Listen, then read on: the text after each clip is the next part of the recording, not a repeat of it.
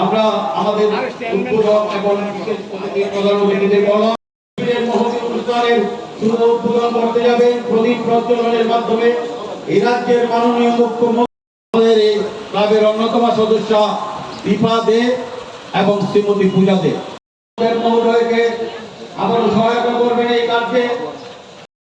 আমরা কৃতজ্ঞতা অভিনন্দন শুভেচ্ছা জানাচ্ছি আমাদের মাঝে শ্রী প্রণব সরকার মহোদয়। আমরা এই মাত্র আবারও শ্রদ্ধেয় প্রণব সরকার মহোদয়কে শ্রদ্ধা নিবেদন করবেন। আরাধন সঙ্গে অতিথি হিসেবে যারা উপস্থিত হয়েছে এই রাজ্যের সামাজিক কার্যকর্তা আমাদের মাঝে উপস্থিত হয়েছেন। এলাকার 19 নম্বর ওয়ার্ডের শ্রদ্ধেয় কর্পোরেটর শ্রীমতী ভাস্বতী দেব থেকে আরাধন সংঘের অন্যতম কার্যকর্তা শ্রী পার্থ দে। আমি কিন্তু পাশাপাশি ওই কাজগুলো আমাদের করতে হবে, সবার বিশ্বাসটা অর্জন করতে হবে, সব মানুষের বিশ্বাস অর্জন করতে হবে, যাতে এই পাড়াতে মুসলিমের কোনো লোক না আসে।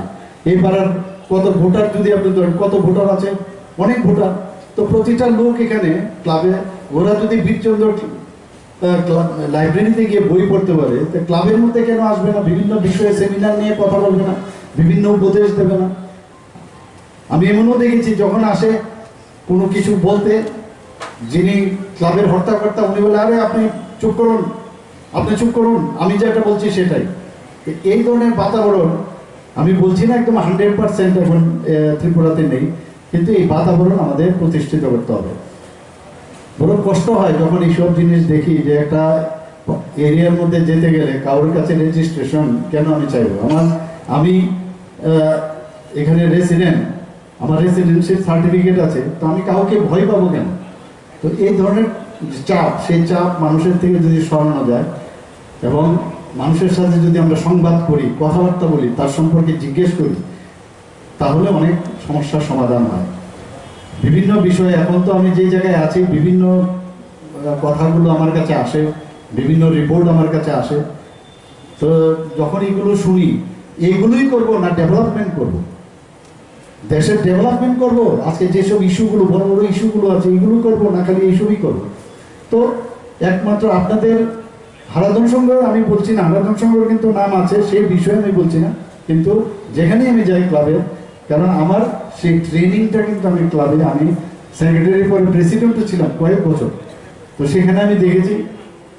তো তার থেকে আমি যে অভিজ্ঞতা আমি সঞ্চয় হয়েছি যে ক্লাবের ভূমিকা একটা বিরাট ভূমিকা, এবং ক্লাব আমি বলবো একটা মিনি গভর্নমেন্ট আমি বলবো।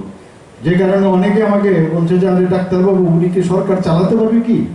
তো যেহেতু ওই ট্রেনিংটা আমার হয়ে গেছিল, তো এর জন্য ওই মিনি গভর্নমেন্ট আমি এই কারণে বলি যে এখন বর্তমান যে গভর্নমেন্ট আমার পক্ষে কোনো সমস্যাই হয় না চালাতে গিয়ে। তো এখানে কিন্তু বেসিক, আর যারা ইয়াংস্টার যারা আছে তাদেরকেও আকৃষ্ট করতে হবে সবাই। এখন জানি একটা বিরাট গ্যাপ কিন্তু আসছে, কেউ ক্লাবের মধ্যে নিজের ছেলে মেয়েদের আনে না, তোর ক্লাবে আসতে হবে না, আমরা দেখি। আর আমি কতদিন টিকবো? নেক্সট জেনারেশন আসতে দেয় না, পড়াশোনা নিয়ে যাও, বিদেশে যাও, বাইরে যাও, এতে একটা বিরাট ভ্যাকুয়াম কিন্তু একটা ক্রিয়েট হচ্ছে। কারা এখনো বয়স্ক যারা আছে ওরাই এইসব আজকে ব্লাড ডোনেশন ব্যবস্থা করবে, খেলাধুলার ব্যবস্থা করবে, বিভিন্ন বিষয় আলোচনা করবে, কিন্তু লোক কিন্তু আপনি পাবেন না। আবার আরেকটা ইয়াংস্টারের মধ্যে লোক, যেটা আমাদের মেয়র সাহেব বলেছেন, এখন নেশার সাথে যুক্ত হয়ে যাচ্ছে, ফ্রাস্ট্রেশনের যুক্ত হয়ে যাচ্ছে।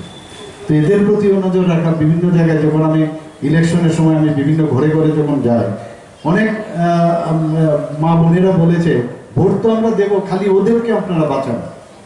ওদেরও হাতের থেকে বাইরে চলে গেছে।